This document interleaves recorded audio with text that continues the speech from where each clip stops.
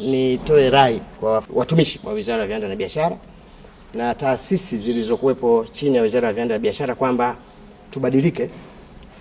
Sasa ni kuhakikisha biashara ya nchi hii au taasisi zinazosimamia biashara kwenye nchi hii na viwanda wasiwe wao ni vikwazo wa kufanya biashara au vikwazo wa watu kuanzisha biashara na viwanda, bali wao ndio wawe watu wanaowezesha biashara na viwanda kuzalishwa kwa wingi sana.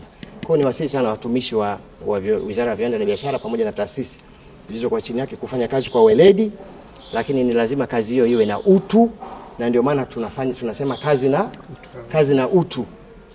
Lakini kikubwa zaidi tuchape kazi na tubadilike kutoka kwenye business as usual.